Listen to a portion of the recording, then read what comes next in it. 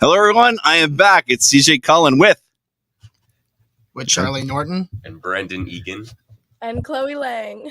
All right, this is crazy. So I'm finally back at my own show. I've been doing a million different other shows, and you guys are the first ones back. So it's really like episode 68, but I'm like, screw it, season 2, episode 1. Let's go. Hey, fresh start. That's all that matters. And of course, I used the same beginning. It wasn't like a new one. Like I was supposed to do a whole new one. Nope, not at all. I'm a little lazy. Well, okay, so we're here because filmmakers and actors from a film. It's the Lost Weekend, which I've had many of. Yeah. So I'm sure we've all had a couple Lost Weekends every now and then. Yeah. So why don't we get into it right away? And why you wrote this, right? Yeah. Why? How is this based on a real life? So the Lost Weekend, it is about a group of kids who go to Cape Cod for the summer. It's set in 2004, and these kids just graduated high school, and they're about to go into college, and they're in that weird in between of they just became adults, and now they're what happens next. And we follow this kid James, and he's trying to figure out what it means to be a man. And in order for him to figure that out, he has to go through toxic expectations about masculinity through his friends, what defines his manhood, the sex defines his manhood, and like all these these teen angst ideologies just kind of clashing at him together and trying to figure out what's going to define himself as how can he be himself. And then Brendan, how did you get involved? So I've known Charlie for like 4 or 5 years, and I had heard about the concept back in like 2020. And he had like a 45-page script. He was like, hey, man, like, I could totally see you in one of these parts. Then years went by, I didn't hear anything. And then he had decided that he wanted to do it as his senior film. He auditioned me for Nick, Dylan, and James. And he landed on James. That's right. Thanks for you. What about you, Chloe? So I've also known Charlie for a few years now, and he reached out to me, when was it? In 2021? 2022? Is that pandemic? It was pandemic times? I reached out to him in 2022 about... Yeah, summer of 2022. He had reached out to me and asked me to audition for the role of Caroline, and I was really ecstatic. Hadn't worked with Charlie since we were younger, so I was like, great. I did a self-tape, sent that in, and he had called me a few weeks later saying he wanted to offer me the role. And then from then on out, we all kind of met each other once everyone else was casted. We did a table read. And it was really fun. Things got exciting. I was really excited to work with everyone. I'd met Brendan as well. But there were also some new faces. So yeah.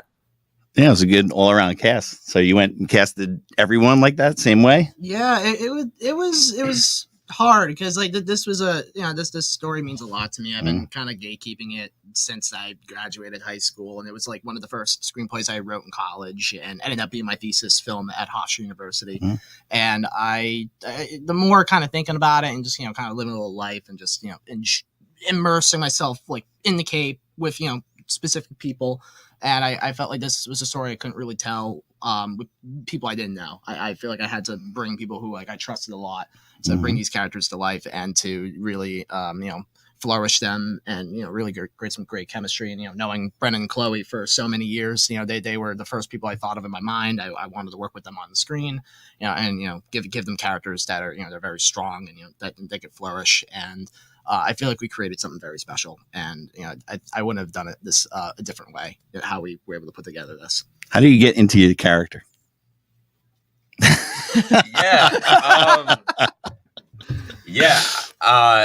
I'm definitely more extroverted than James. But no, I'd worked with Charlie for a while once I had landed the part, just like crafting the character. I actually did go to an all-boys Catholic school in Boston, so you can imagine how we got a big one right here, in town, CBA. No, it's definitely tough, but that built into my inspiration for the character. Just kind of like I feel like everyone knows like a James in their life, and it was. Did you think I was a James when I told you the story, and just kind of just like knowing each other for so many years, and going through our own stuff off the cameras and stuff? Yeah, it was definitely interesting hearing like kind of Charlie's perspective of the character, and we kind of had this actor-director relationship where we were able to collaborate on how this character should be perceived. What about your character, Chloe? Yeah, Charlie similarly had, I feel like, the same take that we were able to collaborate, and he really wanted a lot of my insight and me to bring a lot of my, personal self to it as well. So it was really fun, and I was really excited to have a character that I felt like, I could really bring my own creative process into it. And Caroline, she's interesting. I mean, she's your typical kind of college girl, but she's still super likable, and I wanted to kind of bring that to the screen as well, and just kind of create this dynamic between James and her. So I had a lot of fun working with Charlie beforehand, and even, things were still changing on set, just based on how it looked, how it felt, how it felt naturally. So it was really fun to be able to have that freedom on set as well. I think one of my favorite scenes I got to direct the both of you with was the couch scene, because I remember we had to literally start from scratch. We had a whole different take, whole different Scene to finish. Yeah, it was written so differently on the page, and we literally, like, the day on set we were shooting that, we looked at it again. I think the three of us were like, I don't know if this is how this scene should be told. And we were just thinking, like, how do we, make these two, like, likable together on the same screen? Like, how do we bridge that gap? Because this scene needed to bridge the likability for these two, and we wanted to pair them up together. So we literally improv the entire couch. But we had the same motivation of what was going to happen, is that, this, James and Carolina, had a couple drinks in, they're, starting to get to know each other better. And, one thing's going to lead to another. And I feel like how you two crafted that was amazing. What were your thoughts on that? Because that was probably one of the most challenging scenes we had to direct in the whole film. Yeah, I mean, it was definitely, I think once we were both in character, we were able to really craft that scene and like feed off each other's energy. Exactly. Yeah. Good at improvising, both of you. Yeah, I mean, everyone was super hands-on on set, and like I said, collaborative. So we're all giving ideas, trying things, doing numerous takes, watching them back, seeing what felt right. And yeah, I think we're really happy with the final scene that we chose. Oh, absolutely. Mm-hmm. So is it easy, since they get in character from being like in college yourselves and seeing all these characters in college for real?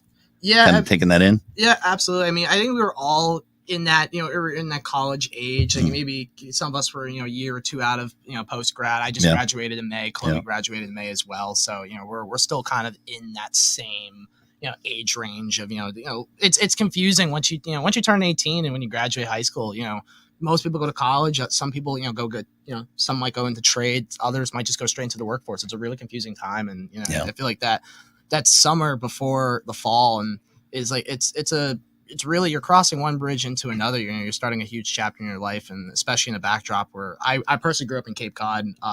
All my summers, like a lot of my firsts were there, and a lot of like personal experiences I've had, and some great friends I got to make there. And I feel like that place in particular, it's just not been like shown off as much in cinema. You see the Jersey Shore, you see Long Island a lot, you see the boardwalks out in the West Coast, but I feel like not a lot has tackled Cape Cod in in a cinematic way where we could really see that landscape. Well, that's what you got to do. Yeah, and I feel like that with this story about toxic masculinity and and trying to figure out the self-identification for both men and women, and I feel like it was this was the type of story that needed to be told in a place that felt magical. Is there a feature idea for it to expand on it? We started writing a feature, actually. Brent and I have been pretty close with it. I don't know if I told you about this, Chloe, but we've been we're in the writing phases right now. A lot of our reviews so far have kind of hinted at that, and at first I wasn't really thinking, oh, this can't be anything longer. I was happy with how it got made, and I really was content with it until people started seeing it, started getting screenings, and a lot of people were saying this could be more than what we were able to tell on the screen in 22 minutes. And given some thought, I feel like there is more to tell with these characters, and there's more to really dive deep. And I feel like this is a type of story that needs to be told in 2023 right now and beyond. and really just get that insight on how can men be comfortable with other men in society, how do people can self-identify themselves in this day and age, and it took place in 2004, so 20-year time period gap, but I still feel like there's a universal element to the story. So you recently had, when was the premiere? We had our world premiere at the Soho International Film Festival. I saw some pictures of that. That's why I kind of wanted to say, like, I saw it out there promoting it. I'm sure that was great for everybody. Chloe had a vlog because she vlogs a lot, and she was generous of letting us use her footage for a recap, and it came out tremendously. So that was super happy that she was recording something, because I went in with no cameras, no nothing. I was going to go enjoy this. Yeah, I'm pretty sure you were like, my phone's about to die, honestly. I think you were like, my phone's dead. Because my phone charger wasn't working, and I just got a new phone now, and you had to put it upside down. I couldn't take pictures or anything. So yeah, and I think what was more ironic is that our screening date was the September 16th, 2023, and we started shooting on September 16th, 2022. Wow. Yeah, that's pretty good. Chloe, when you do that, do you have like a stick to hold your phone? Like, how do you do that? I have like a little vlog camera, and there's a attachable stick, so I sometimes have a stick or sometimes just like this. But in cases like that, I'm like throwing it to my mom. I'm like, just videotape me. We love Tina. Shout out to Tina. Yeah. So what was after that? After that, I mean, that was the first time we had the whole cast and crew kind of together. That's pretty cool. For the most part, we were able to get everyone back. It was awesome. We had a almost sold out screening. Like we were the opening film, and it was nice just getting a nice roaring round of applause, and it felt like a great full circle, because I was really nervous, really sharing the story, and I was making it at Hofstra. I had great mentors who really believed in this story, and really wanted me to excel with it and with the characters, and trusted the process. Did you get a good grade? Well, yeah, I mean, I got a degree, I got the piece of paper, so I guess that's all that counts, right? Yeah. We ended up winning Best in Show at Hofstra's Film Festival, which was awesome. And we took home at Best Editing, Best Producing, and Best Production Design. Shout out to Steven. And yeah, it was we were happy that we were able to come out with Best in Show, and really just shape what their program is striving, and it's getting bigger and bigger every year, and I'm happy that we were able to represent the program, and they were able to trust me with the story, and trust Chloe and Brendan and their characters, and especially the whole cast and crew. Yeah. So after that, did it play any other places yet, or is this the number 2, or you got a few others? So Small Cast was number 2. No. And Soho was our first publicly. At Hofstra, we had a private screening. We kept it very low key. It was mostly just for the university and anyone who was associated with alumni to come and see the film. We're screening in New England in November. I can't say too much right now, but we'll be putting out some dates. What I can say is Veterans Day weekend is when we're going to have our next screening. I might be up there around that time, possibly. I don't know. I don't know, man. I'm off that week. I'm going to Vegas first, so I got $7 for a hotel room. So I'm like, I'm fucking Vegas. That's crazy. Just to see the Grand Canyon. I'm bringing a good camera out to show my students, film the Grand Canyon. I've been to Vegas before, but I'm doing it. And nature photography, videography, it's pretty nice, especially landscape shooting in in a widescreen format, and really seeing those mountains, those clouds, just everything. Oh, yeah. There's also lots of creatures in Vegas. So. Oh yeah, there is. Chloe, talking about creatures, I was out in LA and I was walking up the mountains, and it said beware of rattlesnakes. I was like, whatever. And right after, a rattlesnake went right over my feet. Oh yeah. I was scared to death. So the girl was like screaming. I was like, what was that? They said around. I was like, no. I started running. Chloe, have you been to Vegas?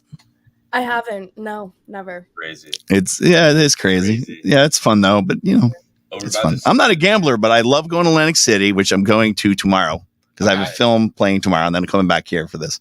Nice. So I'm going back and forth. But I go to AEC all the time, and I don't gamble. I just do tons of film festivals, tons of things, and then Vegas as well. Nice. I'm just not a gambler, but there's a lot of other things to do. At least now that I don't want to. I'm trying to get back to New York full time, so I'm going to gamble all my money on the roulette. So now that you're done with school, are you doing filmmaking? Do you do other things? What's the So feel now? since post grad, I've been freelance editing. I've been cutting together narrative short films, branded content under Flying Car Productions. I work with a lot of filmmakers in New England, and I'm just starting to kind of dive deeper into the New York and New Jersey scene.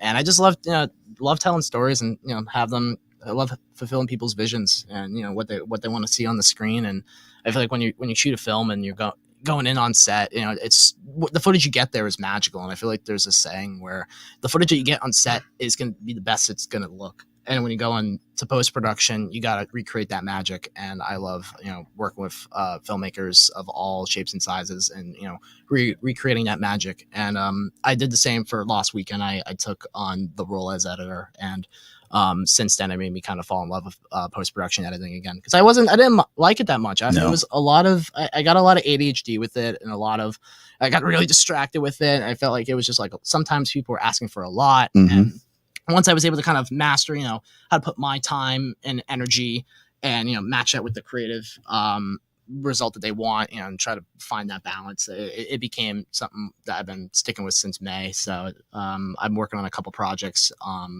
until the end of the year, and then I have 2 shorts in post-production that I am trying to get back and finish. Wow. One of them being a documentary, and another just being a short I shot 2 years ago, and hopefully they come out at some point. But if you ever go to more film festivals, I know a few people. Yeah, that's where we're hoping, getting work screen. That's all that matters. And Chloe, what about you? Post-grad?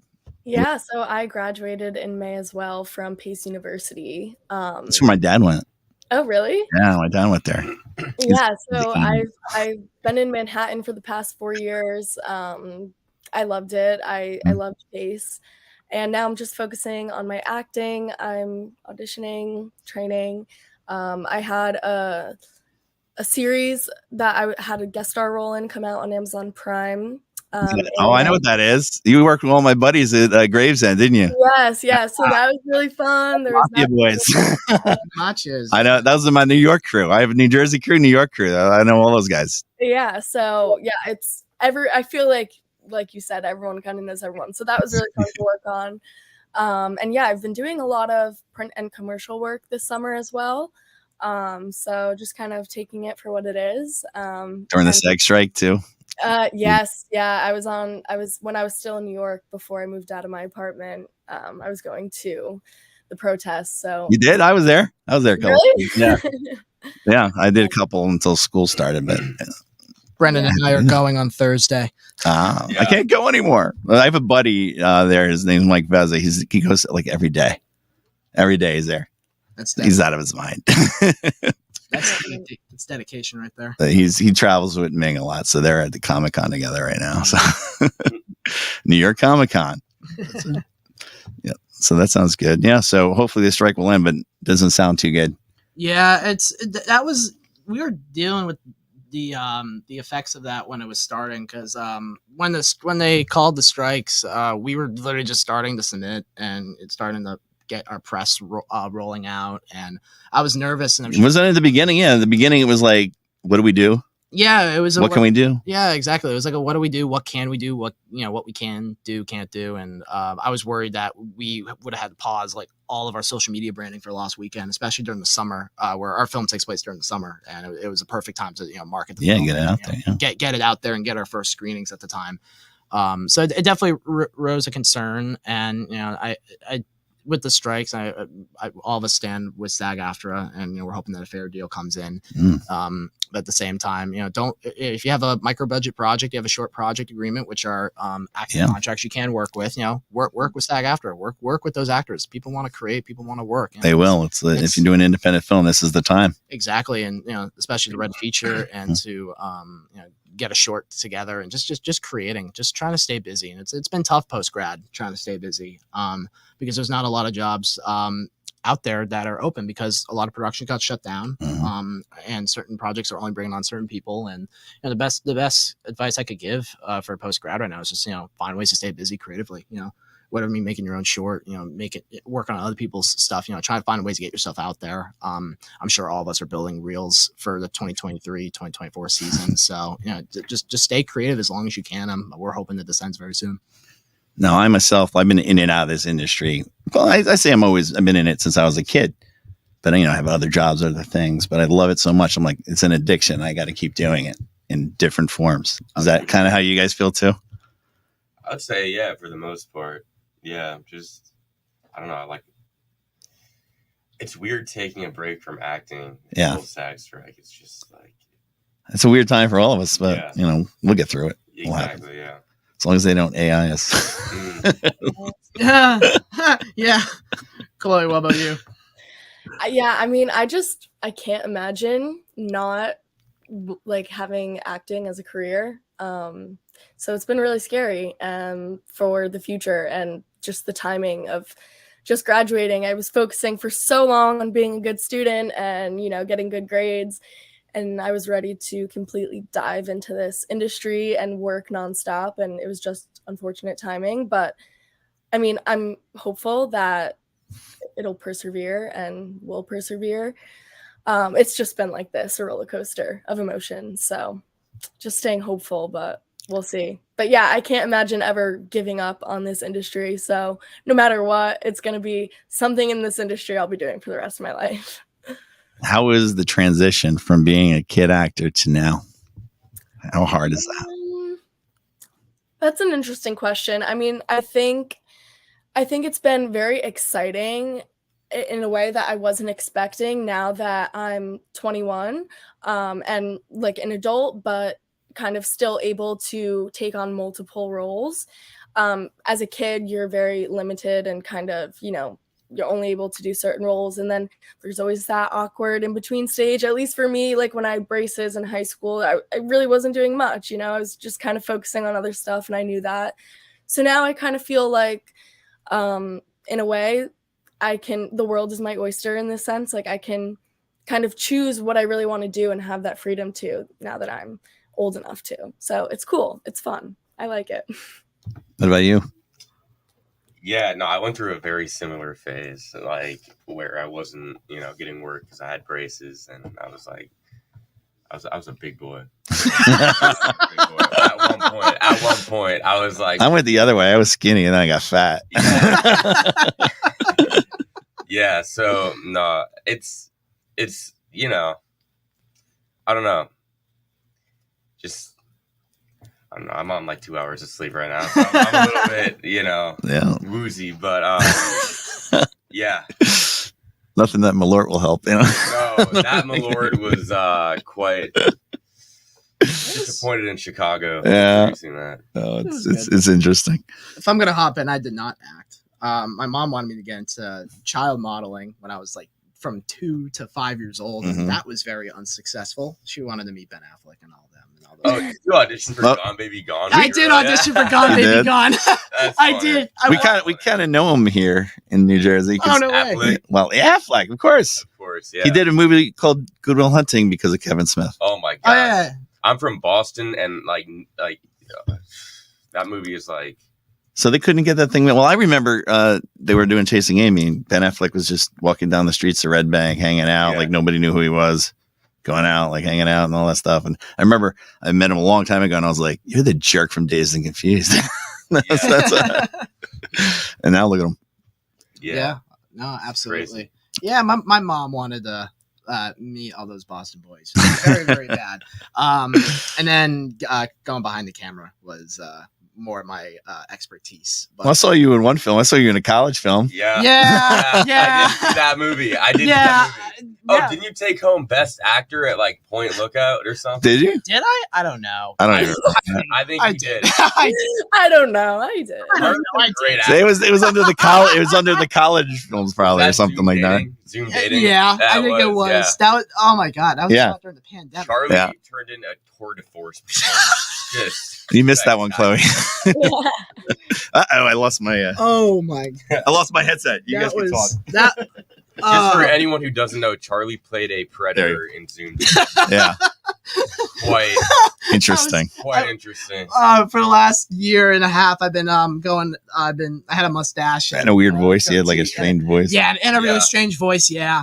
But that was the first time I grew up my mustache because everyone was growing up facial hair during the pandemic, and I was like, I'm gonna give it a try. My parents were like, Charlie, you better clean shave right now. This is not gonna happen. I made it happen.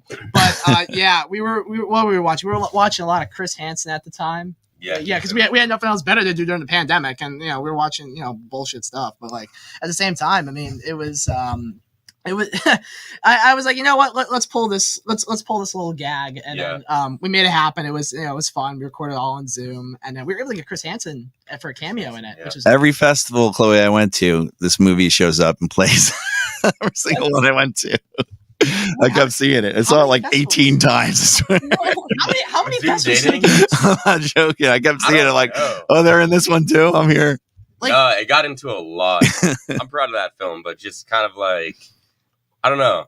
I think it served its purpose. Yeah. It made its run, I think that was the type of film where we had nothing else better to do. It's the pandemic. So why don't we just do it? Yeah. And that was probably one of the best things I think we ever did. That was insane. It was fun to make because like we had like 3,000 people like submitting self tapes, and we just picked like the best ones because we basically let them go in with the self tape like to create their own answer a certain prompt of dating questions, and they give their own answers, and we just pulled the best of the best, and that's how we cut it together. And I remember sitting with you, cutting that with you, and we were just like laughing because one clip that we really wanted to put in, we had to cut. We would have been like canceled, like if we put it in there. Like, we would have been like canceled by Hollywood. There was some funny stuff though. Must have seen so much more. Yeah. It's one of those things you look back and you're like, oh Jesus Christ, how did we get away with that? especially for the time too. Like it was, but I mean, again, it wasn't nothing inappropriate. I mean, we were pretty neutral with with a lot of the jokes, but it was just a lot of dark humor, and it was fun. And Chloe, I remember you had your short film playing some of the festivals I was at or I ran that you won some awards at too with the one with Haley did. Yeah, that was fun as well. That's how we met, actually. Yeah, Harper. Mm-hmm. Yeah. Long time ago. What was it like working with Haley on Harper's First Kiss? I guess just breaking down on that role. Oh my gosh, that was so long ago. I mean, it's hard to remember because I feel like I've changed so much as a person, as an actress. But that was a fun film because I kind of went into it not knowing anybody, but some of you guys knew each other, and we all kind of like made really good friends on the first day. So filming from then on out was like super natural and fun. And I think Luke was the other main character. I think that was his name. So yeah, we just had a great time. I forget, was it one day filming or two? I think it was all one day. I think it was one day. Yeah. One day, yeah. No. Yeah. So it was kind of like, keeping it going, but yeah, it was fun. And that character, she was interesting. Remember, because I show like the high school and college films to my students and stuff. And back then I remember showing it and they were like, she's really good. The kids were like that. Yeah. No, now they're adults. It's insane. Yeah. Wait till you get older. Time flies like that. Oh god. Yeah. Don't even. I feel like I just got my job in there 7 years. Yeah. I don't even want to. Don't even remind me about getting. It only goes faster. No, I mean that was a fun film to work. Again, this was the first time Chloe and I met, and then we developed a great friendship. I remember I was like, I didn't know that she was Stephanie at Lazytown at the time. I just kind of walked in. It was also the first day I'd ever been on a film set, first PA job ever, and had no idea like she played a character that I literally remember watching when I was like 4. And yeah, and I did fan out a little bit, I will say, because I was like, wow, like Nickelodeon, Lazytown, Sprout, like what? Like no way. And then it just like kind of learning that and just getting to know her as a person. Like it was learning. It's like, oh, there's more than just Lazytown. I don't think you knew this, Chloe. Steven and I picked out your costume for Caroline to resemble Stephanie. I think he said that. I think he was like, you just had to have been pink, and I was like, I know. Yeah. What's so ironic is that like this part was unintentional because we said it because we were talking about like how now like where there was like a 90s like nostalgia boom last decade, and same with the 80s was kind of making its way out. Yeah, they got the 90s thing now going on. Yeah. 90s and 2000s and the Comic-Con I go to the 90s and all the 90s people are there. Yeah. We're starting pretty wild. That's hitting all my Nickelodeon people that I used to watch. 90s Nickelodeon Slapped. is unbeat. Yeah. So you're So sitting true. in front of someone right here who auditioned, and I was the last cut from a show called All That in the first season with Keenan and Cullen. I auditioned with them when I was a kid. Wow. Yeah, That's I was crazy. too old. They said at the end, because I was a little older, Yeah. like, you're too old, you're out.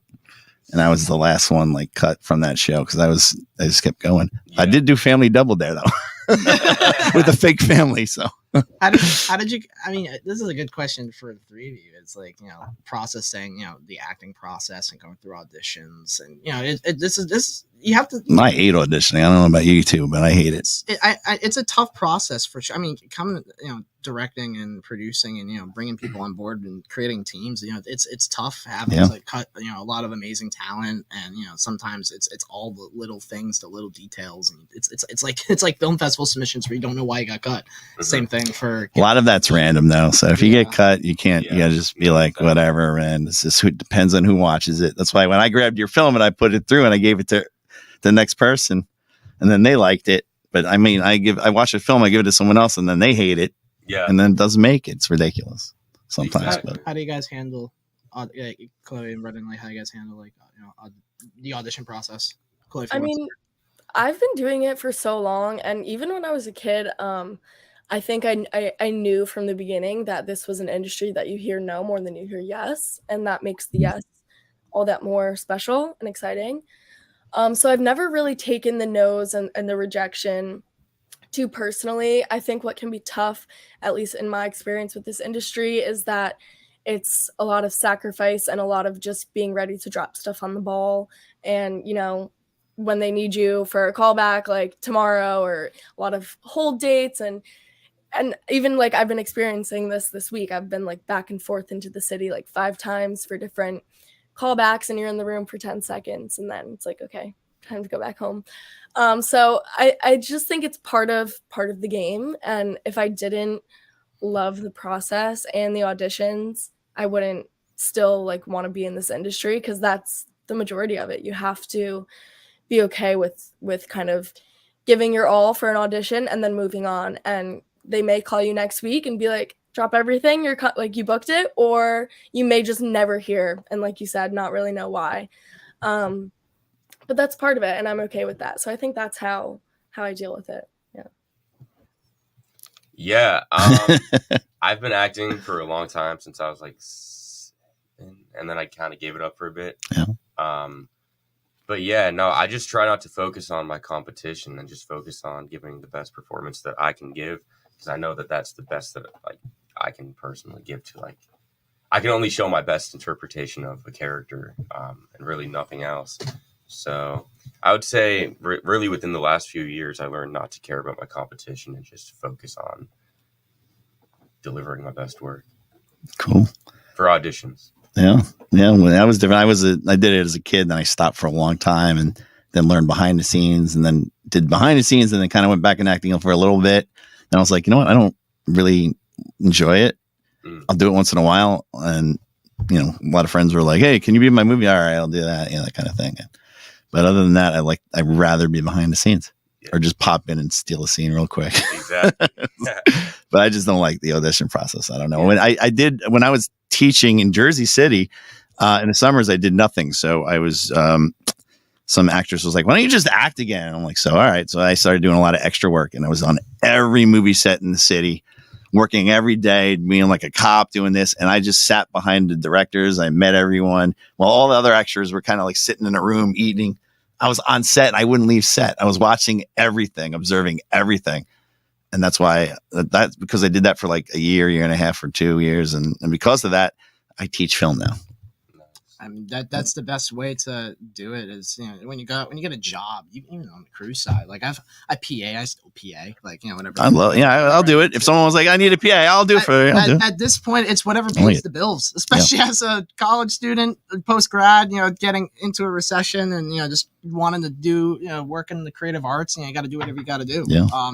But yeah, I mean, learning and observing. And I was on a set a couple months ago where I was working close with a assistant director who's in the Directors Guild, and just observing his process and, ADing and producing is my current track outside of editing whenever I'm on set.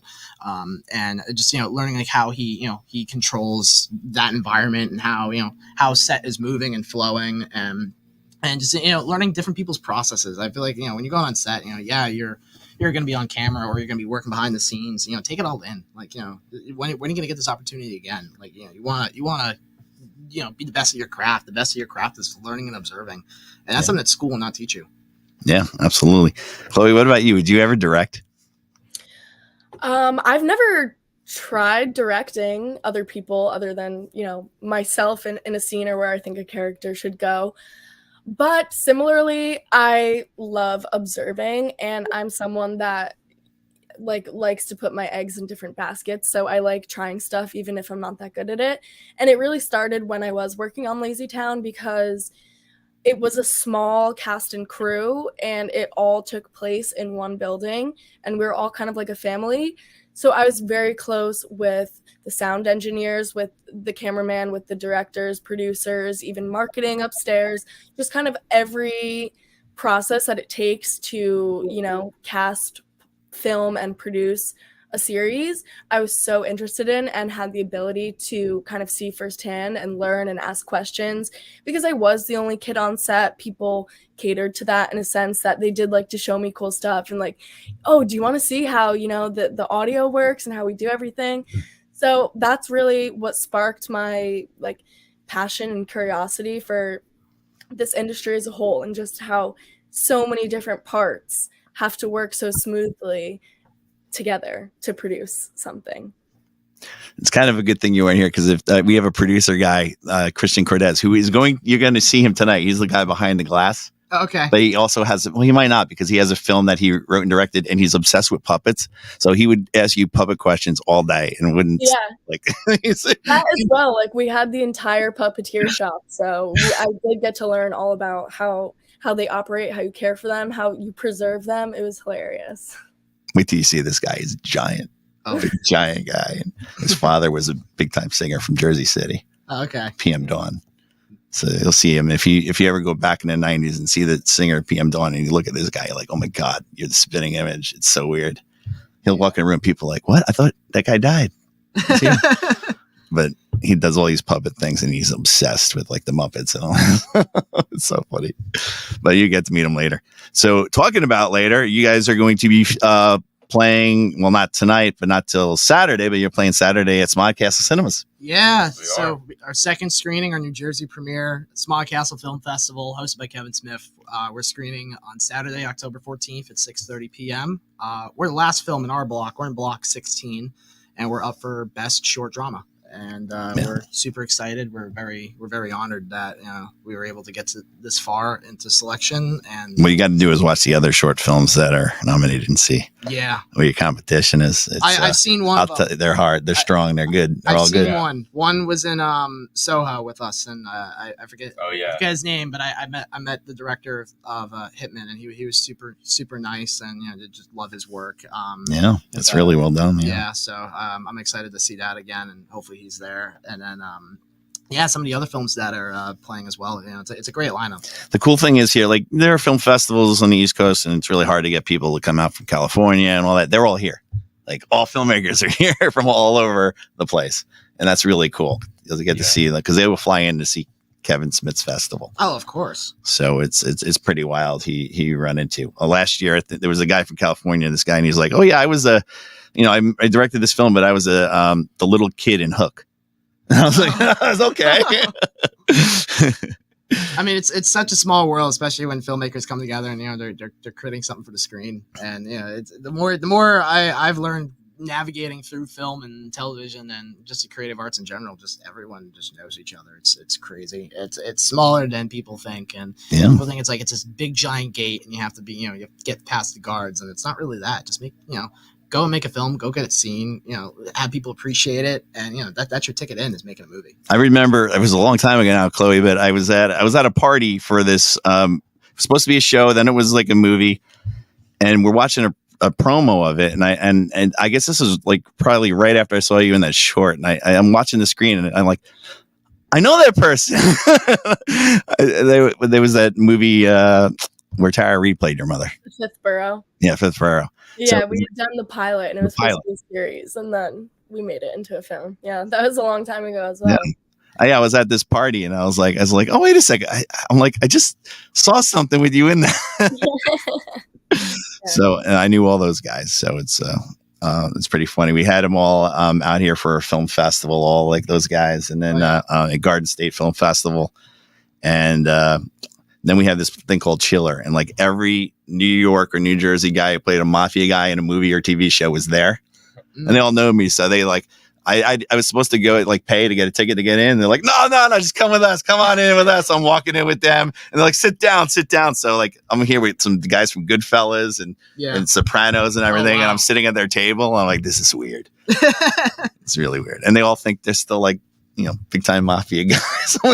We do realize they're actors. Hey, mafia film. I love them though. I love them. I love all those guys. There's this filmmaker who in Boston who makes a lot of mafia stuff, and it rocks. Like he's working with some of the Wahlbergs, and I've been seeing his work, and it's pretty kick ass. I'll tell you that. I forget his name, but I especially like mafia in like New York, like northeastern, like criminal ties. Like those stories definitely catch on a lot. I think that's what one of the films that Smog Castle is. Yeah, I think there's a couple of mafia type things, and there's some good ones. How was working with playing the daughter of Tara Reid? I grew up watching Tara Reid, and I just met her recently as well. Oh, really? It was fun. It was interesting. She was a lot of fun to work with. She's a character. But yeah, the scenes. Dogs? You have her dogs around set all the time? Yes, in the makeup room. No, it was a lot of fun getting to meet her and work with her as well. And Steve was a great director, and dad as well. So the three of us had fun doing that scene. But that was a nerve-wracking role for me because I was really young at the time. It came out a lot later. A lot later, yeah. A lot later than I had filmed it. And I remember filming it. I was really nervous about, just being able to portray that performance of that daughter. So it was pretty tough. That was a tough role. Did you guys see that? I didn't see it. I saw it. It was tough. Yeah. Mm-hmm. Tough ending too. Well, yeah. Might have to catch it. Yeah, absolutely. Yeah, Steve and all those guys. And then, did you work with Erin O'Brien before? Did you know her? She worked with Steve and stuff like that. I guess she said she was a local person. She went to our high school, and she's in all those movies and shows as well. So, nice. She like lives that, and we grew up down the road. So it's like I said, it's a small world. No, it really is. Just especially working with so many creatives and realizing that we all know we all know each other creatively. And some people know us personally than others. And it's nice when an industry like this feels small. Yeah, and, absolutely. Not as it's like the biggest small industry. Yeah. So, you said, Chloe, you said you didn't see Clerks. Did you two see Clerks? I did see it. I did see it, but it was a while ago. I just rewatched it before coming. Yeah, so I wanted to familiarize. Yeah, that was the original. That's the small independent one here. But like, even though it bombed in the movie theater, Mallrats is like that was a big DVD, and it did very well on DVD and home. Blockbuster. My dad is a big Kevin Smith fan. He loves Clerks. So me and him watched Jay and Silent Bob. So that was fun. He liked Jay and Silent Bob, and I didn't realize this in high school. So one of my favorite Kevin Smith films from high school was Zack and Miri Make a Porno. Yeah, that's Kevin. Had no idea. Had no idea Kevin made it until like a couple weeks ago. And it was like one of those like inside like jokes like with that movie was the reason why like he would never let anyone go off script ever. He couldn't go off script. And Ben Affleck like going off script, and he'd be like, nope, don't go off script. This is what I wrote. And he said he loved Ben. He used to always love going off script. He's like, nope, don't do it. And then he met Seth Rogen, so now he lets people go off script. And Justin Long just goes totally off script. He doesn't like at all. But have you ever seen the movie Tusk? Dude, that movie. So that's Kevin's movie. I'm not going to swear on this podcast for the sake of my professionalism, but oh my god! That movie is vile. Yeah, it's vile. Did you see that one, Chloe? No. Oh my god! I don't know if you want to watch that one. Justin Long gets turned into a walrus. Oh my god! A human walrus. disgusting. If you, I've seen pictures of it. If you look it up, it's wild. It's a sight. It's yeah. definitely disturbing and crazy and wild. Yeah. And it was amazing how he made it, put it together, and the whole story behind it. But Justin was just here. We just screened it. Really? And we just had him here, and Wow. and then the woman from the movie as well. She came here, and we had a lot of fun. It was hysterical talking about the movie. And then Kevin said he wrote a sequel. Oh, Christ. Oh wow.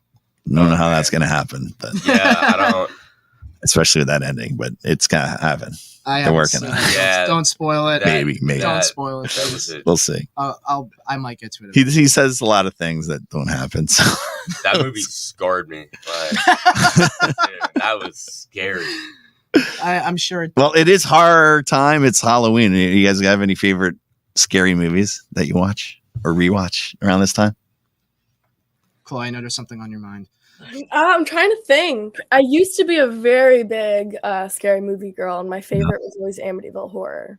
Oh wow, the original or like other ones? The original one. Oh my god. Because I grew up always going to Long Island. Oh, yeah. Did you ever see that house? Yes. Mm-hmm. Yeah. I'm originally from Long Island, so I lived in that area when I was little. Yeah. I worked on a proof of concept that delved into the actual case of Amityville. Oh. It was called "The People of New York versus Ronald J. DeFeo Jr." I AD'd this project. It's not a lot of story like novels, movies, like content on Amityville, like cover like the actual events. The actual events. They don't really talk about. There wasn't a movie about the actual. What actually happened. And this guy from Rhode Island who I met on Facebook literally like put together a small proof of concept project that was like around 25 minutes, and I got some screening time. It was probably one of my favorite projects I ever got to work on, and it felt fresh because I've seen some of the Amityville stuff, and it's very it dives on the supernatural, and it doesn't really get to dive deep on like the actual like some of like how American Crime Story like dives deep on like the case of OJ and the Versace murder, and like a lot of those deep like trial like long-term narratives, and that's what we encapsulated with Ron J. DeFeo. So hoping he has a feature written for it. So I hope he gets around to it. The guy that lives in that house changed the window because everyone kept going there to see it, so it's all different now. Yeah. But they actually filmed it down in New Jersey. Like people think that's the house they use. They use maybe the outside of it, that little shot outside, but it was filmed down the shore. Oh wow! Yeah, because the original house, I don't think people are allowed to go a certain like distance to it because it just tourism and just the history of the house in general. It's almost like they do that a lot though, like the inside and outside of stuff in movies too, especially around here. Because did you ever see City by the Sea? It was supposed to be Long Beach, Long Island. Now, when I was little, I lived in Long Beach, Long Island. It's a nice place. But they went to Asbury Park when Asbury Park was like a total hole in the ground. And they filmed it with De Niro. And it looks really, really like bad, messed up neighborhoods. And they said, oh, we're in Long Beach. And everyone went nuts in Long Beach because it looked like total crap. And but they revitalized Asbury Park. We're there a lot now. There's film festivals there. The Garden State Film Festival. I don't know if you put in for that or. We're putting in for this year. Cole, have you seen what was the movie called again? I forget what it was. City by the Sea. Was it Robert De Niro was in it? And but it was supposed to be Long Beach, Long Island, and it definitely wasn't. Yeah. What about you guys? Scary movies? Want to go, Charlie? I would say Nightmare on Elm Street. I follow my mom on that. She likes slasher horror, so I kind of followed suit with that and kind of into that B genre of horror. Nightmare 1 and 3 are my favorites, and I was obsessed. Those are the two best. Yeah, and I liked Friday the 13th, like just like those slasher movies, like the ones from the 80s, like the ones. Friday 13th Part 7 is my favorite. People are like, why 7? They always say, why 7? I'm like, it's a long story, but yeah, it's Part 7. Is that Jason Goes to Hell, or is that another one? No, it's the New Blood, Jason versus Tina. Right. It's when the girl was like Carrie, and she was like fighting Jason. Okay. It's awesome. It's so good. But I was at that age, like we snuck into the movie theater to see it. Yeah. And it was like 6 guys, and we were all like middle school, and we were like watching this movie. And we're like, this is so cool. And then I ended up a couple of years back meeting the director. I went to like a horror con, met the director, sat down, and we just talked forever. And I got a little poster. He signed it. He died the next day. Holy shit. Is that in this room? The next day, no, it's not in this room. No, this is all Ming's stuff, not my stuff. Okay. You're missing it, Chloe. We have a whole like Yeah. room of My crazy ADHD stuff. is going crazy. All movie memorabilia, and Yeah. cons and pictures, and Fun. so Yeah. it's a small studio. We have another studio in Homedale. If anyone ever goes to Homedale, there's a crazy like hipster mall, and they film a lot of TV shows there. Apple TV shows a lot. There was an Apple TV show with Spider-Man. What's the kid's name? The Tom Holland. Tom Holland. And so he was there, and the place was packed of people just going nuts. Well, of course, it's Tom Holland. Yeah, it was funny. But it was like we're like in our little podcast studio. I'm looking out the window, and he walks by, and everyone's like, "Oh my God!" I was like, Yeah. "Jeez," it's funny. What would you run a horror movie? I have to say, Adam Sandler's Jack and Jill. Is that horror? That was quite. It is. It's a horror movie. I thought you were going to say that other horror movie he did. You'd be Halloween. Oh, Yeah. that was also pretty scary too. Just how horrible That's acting was, and everything about that movie. that's No, but Adam Sandler's Jack and Jill does give me it gives me nightmares. that Gives me nightmares. I bet it scarred a lot of children. I'm sure it has. It scarred me when I was like, I have son. I'm a horror freak. I love horror movies, but Halloween has got to be the best. yeah. Original Halloween. Yeah. I love it. But So- no, the Tusk is Tusk is wild. It's Yeah. crazy. And if you haven't seen Red State, go watch Red State. It's the Okay. same like actor playing a crazy role, and Kevin did that one as well. It's wild. Okay. Yeah. So he went into that crazy thing. Now he's trying to do. They might do it as a cartoon, but he was going to do Moose Jaws, Okay. and it's Jaws as a moose in Canada. Canada. Yeah, Where's it being set? Quebec? yeah, probably out there. So if you ever seen Tusk, there's a person in Tusk that you'd be like, is that really Johnny Depp? I was going to say he's in the movie. Right? Yeah, Yeah. he's the guy in the end, and his Yeah. daughter's in it as well. Oh, She's one of the girls in the convenience store. Oh, is that the one who was in that the Idol on HBO? Is it? Lily, yeah. Yeah. Oh, Lily Rose Depp.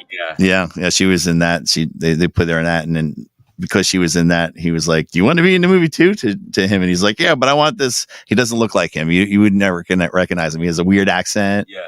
and he looks different. He had like this weird nose that he put on himself. Yeah. No, I remember. What is this? A spin on Cocaine Bear or something? Oh, this is well before that. This is Oh, a okay. long time ago. This is a long time ago. Yeah. I haven't seen it then. Okay. Yeah, definitely check out Tusk just to see it, especially meeting Kevin Smith or seeing him this weekend. You'll be like, okay.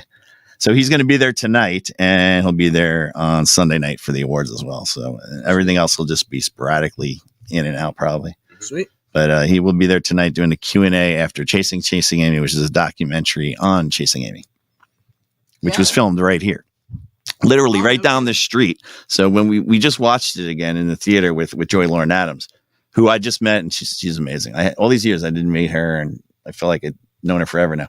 So about 2 blocks down on the side, they filmed it right there, and they had like fake rain coming down and everything like that. So Oh wow. Wow. yeah, this was it a long time ago. And the opening shot was this main street right here, the movie, and pretty much everything was filmed right down the road here. It got into Tribeca this year, right? Is that right? What's that? Did it get into Chasing Amy? Yeah. Probably, yeah. Yeah, I remember seeing it. I saw a Tribeca Laurel on their poster, so So it'll be interesting to see who they got, and we'll see. super exciting. Absolutely. So, you guys got anything else to promote? We'll start. Yeah. Yeah. So Charlie and I are. So I'm making a feature film, directing and writing, and we're starting on Monday. So it's gonna be cool. Yeah. Oh yeah. It's a found footage feature. So we're excited. I got a new phone just for this. Yeah, so. but it's an iPhone movie. Like, I usually don't like shooting on iPhone. Yeah. For this one, it works. Yeah, we've been following. You know the filmmaker's name. I forget his name, but he did The Dirties. Oh, Matt Johnson. yeah. Yeah. You've been following his work a lot. Yeah, he's a and- good filmmaker. Yeah, and you got to meet him a couple times, and Just like Blair Witchy type. Something like that, but Yeah. no, it's a much more vulgar and raunchy. Ah, yeah, I Concept. remember seeing this script for like the last couple years, so I'm excited to Yeah, see we'll it come see in it. this form. See that. And then, where do you guys filming that? Just all around New York, we're shooting over the course of 6 months, and see what happens. Something, just grab, I'm just like up in the boonies in New York.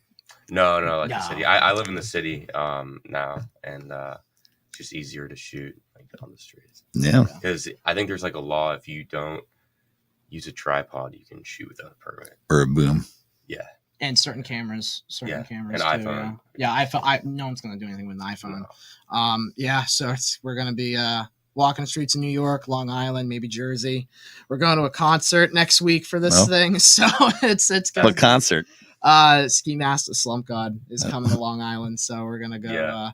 We're gonna go to a mosh pit. I went to Rolling Loud last year, and it was like a straight up mosh pit, and it was crazy. Like I'm into those mosh pit crowds. Yeah, I can't do that anymore. I can't wait to throw Matt. I don't know if you know much about it, but Matt's in it as well. Oh, really? It's a raunchy ass. We're gonna be throwing him in a mosh pit. We'll just leave it at that. Everything is all like improvised. We're doing a Borat, so I'm just hoping I don't get Borat. Oh, is that kind of like okay? I've watched that movie so many times. Borat. I get who's it's about. Yeah, we might as well. Might as well. Yeah. So like a few years ago, Charlie sent me this video about this cancer kid who wanted to lose his virginity before he died. And I said, "Wow, that would be a great movie. Like, let's throw some hats around and stuff." So I wrote a short, and then I'm like, it sat around for a few years, and then I was like, well, why not make like a feature about these students making a documentary about their dying friend who's trying to lose his virginity? Yeah. And so that's what we're doing. Is that Matt? Matt's cancer kid, yeah. Yeah. So we have an SFX artist who's on board. That is cool. Yeah. I can't wait to throw his wheelchair in this concert. It's gonna be great. It's gonna be great. I love mosh pits. I'm there's people who travel to festivals who like just do mosh pits. It's a huge culture in like the music scene for like festivals. So it's I can't wait. Yeah. I can't do that anymore. I'm a big music person, and I remember that stuff. Yeah. Can't. I went at one down here in Asbury Park, and there was a big like mosh pit in front of me, and a kid kept like hitting people, come running out, and I was like, "If you do that again, buddy, I'm gonna punch you in the face." That's what you got to do, though. And he came running at me, and everyone's watching. He was about to attack this girl, and I went, boom, knocked him flat out, and everyone's clapping. I was like, I told him I was gonna do it. Chloe, have you been? Not to sidetrack. Chloe, have you been to a festival? The mosh pit? No, it's not really my vibe. I like my personal space. That's fair. Yeah. That's fair. You got to throw elbows in mosh pits. Like it's brutal. I like sitting up close, but I don't like the mosh pitty thing anymore. I'm just too old now. I'm gonna enjoy it up until I'm like 30, and then until I like break my own neck. Exactly. Yeah. And then as far as promoting, we're developing. What's next? We're for the film. Is that coming up anywhere else? So again, we're screening in New England next month. Further details are going to come out hopefully in a couple days.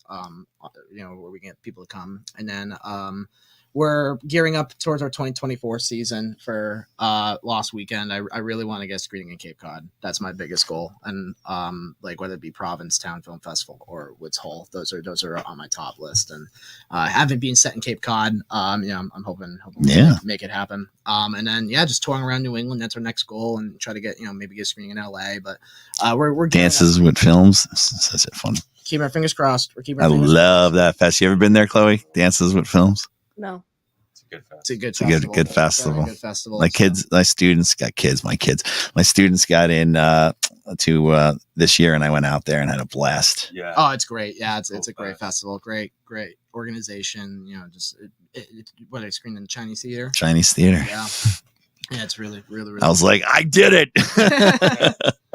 So we're gearing up for our second half. I think we're gonna we're pushing all of our content now. Now that we're getting back screenings. Not sure if we're screening in December, but we're probably gonna go quiet starting the new year and start. We're developing a feature for this, so we're gonna start. We're gonna start getting that ready, and I'm hoping that we can get most of the team back for it. And, yeah, do you have to audition again for this, Chloe? I don't know. No, Probably. no auditions. No auditions. Well, I don't want to give away too much, but yeah, like this is a story I want to try, bring back some of the original team. So we'll see what happens. The ideas so far are actually really good. They've been working. They've been Yeah. They've been working. We can definitely see when you see the short, you can definitely say feature out of this. Yeah. Oh yeah. I think again, like I didn't really realize it until like the summertime, because we were just I was just trying to work hard to get a screening, and getting a ton of no's and from festivals, and going down. We didn't have luck in the Oscars qualifying circuit, but we're doing really well in the B tier circuit. And I was just really just looking for that one yes. And I wasn't really thinking about a feature until we started getting reviews for the film. And some small press, and now that now it's October now, and we that's kind of now the next goal, and especially for post grad, where it sounds very intimidating because you no longer have those student cards. Where for this we had a ton of student cards and got ourselves out of a lot of feisty situations. In this one, but yeah, it was I feel I think we're all prepared for what's to come with this, and I think we can see a future with the story, and hopefully, it becomes a film people will know. Cool. What about you, Chloe? Like, what's next for me? Yeah, or like, do you have anything promoting, anything coming out, anything out there? Not really. Nothing new coming out as of now. But like Charlie said, I vlog, and like I post a lot on social media. So if people talk about that. Tell people about that if you want more people. I do YouTube videos and like Instagram. So Chloe5Lang is my handle, and it's pretty much just behind the scenes of my life. I just lifestyle stuff and a lot of travel vlogs. But I have fun making it, and it's a very fun creative outlet for me. So if people are interested in checking that out, it's Chloe5Lang. Awesome. Of course. Awesome. I can't see. What's the time on there? 1 hour, 1 minute. Wow, we did an hour just like that. How about that? That's crazy. To plug in Lost Weekend, if anyone wants to follow our content, we are on Instagram at the Lost Weekend Film. We're posting screenings, we're posting behind the scenes content and press. We're going to be posting up until the end of the year, and then starting next year, we're getting ready for our second leg of festivals and our feature. Awesome. Sounds good. And you should have a fun weekend here. Yeah, we're looking forward to it. Are you guys sticking around? Are you coming back and forth? What's going on? I'm definitely coming back and forth. I'm here every day, so I'm gonna go check out some films. There's some people who I know who also got into the festival as well, and meet some new faces. Brendan, I think you're coming for the screening. I'm coming for the screening, and possibly the award show. I got to see because my transport. I don't have a car, so we're keeping our fingers crossed for awards. We'll see what happens. It's a fun night. Yeah, it's a good show. Chloe, you're in Connecticut right now.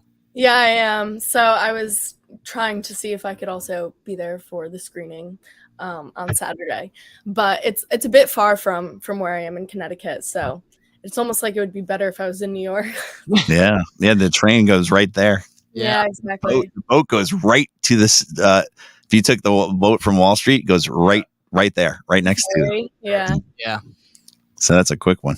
It's only a 40-minute ride. It was only an hour and a half where I was coming, so not too bad. I like driving. So it's supposed to rain on Saturday too, so you'll be driving rain, a lot of rain. Yeah, it's like 3.5 hours from my house, which is right? I believe so. Yeah, it's east of New Brunswick. That's like the top of the Jersey. I've been to New Haven a lot lately. I've been up there. New Haven, got a lot of pizza. Shut up. Yeah, best pizza. It is really good. Really good. There's a couple of breweries. There's a brewery called Treehouse. It's a little north of Connecticut. That's amazing. Yeah. Every time I go there, people like, can you get us a case? Because you can only buy it there. Oh, really? Yeah, only there. That's the only place to get it. You drive in. It's like driving to Wally World. Like big sign and everything. It's like beer heaven. That and Two Roads. Two Roads is another one that's in Connecticut. Mm-hmm. I wish there was a Wally World in real life. I know, right? It's a real my Wally. favorite comedy Vacation. The original one. It's so good. Chevy Chase. It's one of my favorite comedies of all time. Ferris Bueller and Vacation's probably. Love Vacation. My dad got me into I got to meet most of the cast, so that was really No cool. way. Oh, wow. And Anthony Michael Hall, he might be in a couple of these pictures here. We're pretty close with Anthony Michael Hall. He's a great guy. He grew up on my street in Boston. Really? Yeah. Wow. Like small little, yeah.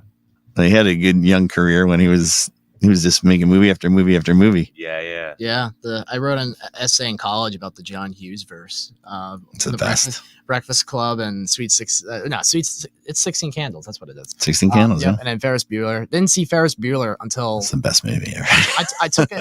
I took a teen angst film class in college. Wow. And in preparation for Lost Weekend, and studying the idea of teen angst and Breaking the fourth wall. yeah, we watched The Breakfast Club, Oh, and that's so good. our professor was shitting on it.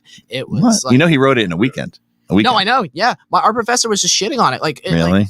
And like saying, this is why it's bad. And then I wrote a counter essay about the John Hughes verse and how it's why people who were growing up during the Reagan administration were they are grounded with a lot of those films that came out during that decade, and especially what was going on politically in the United States. That's what I grew up watching that stuff. I love John Hughes. I didn't get to meet him, but I went to the I think it was the 20th anniversary of Breakfast Club. I went into New York to see it, and ended up that's where I met them all. And Kevin Smith randomly was hosting. Oh. So I was like, what the hell are you doing here? He goes, what the hell are you doing here? And it was amazing just hanging out with them and talking to them about Breakfast Club. And Amelia wasn't there. The others were there, and no John Hughes, but John Hughes' family was there. Oh, wow. So that was really cool. That- and he, because of him, is pretty much why I do what I do. Wow. Breakfast Club means a lot. Like It does, yeah. My first film I made in high school was a parody of The Breakfast Club. Oh my God, yeah. So one of my students did that too. oh, really? Yeah, and I kept talking about it. She made a parody of it, so I got Anthony Michael Hall to introduce it. So he's in the beginning of the movie, nice. Introducing the movie. Oh, that's amazing. That's awesome. Wow. So she was surprised when Good for her. That's awesome. That was a lot of fun. He's a fun guy. A little crazy sometimes, but he's fun. Everyone has to be crazy in this industry to survive. It seems that I'm starting to, let out that craziness. Absolutely. You're crazy for sure. So, well, hold on there, Chloe. I'm going to just hit the record button off because I got to get up and go around because we don't have a producer today. So we can stay on here for a second. But anyway, thanks for coming. Thanks for joining us here on the first episode back in a long time. Yeah, thank you for having us. Really appreciate it. Yeah. Thanks so much. And Yeah. usually you talk to my students, which I thank you for, which was really awesome, especially during the pandemic times. I had trying to figure stuff out, what to do. Yeah. So they were just interviewing everybody. Yeah, I remember this platform. If anyone is going to be at Smod Castle Yes. this weekend, again, Saturday, October 14th at 6:30 p.m., the Lost Weekend's New Jersey premiere. Go check it out. It's a great film. We're up for Best Narrative Short. And yeah, You guys sign out. All right. Peace out. Thanks. Bye. Bye, guys. adios, amigo. Hold on one sec.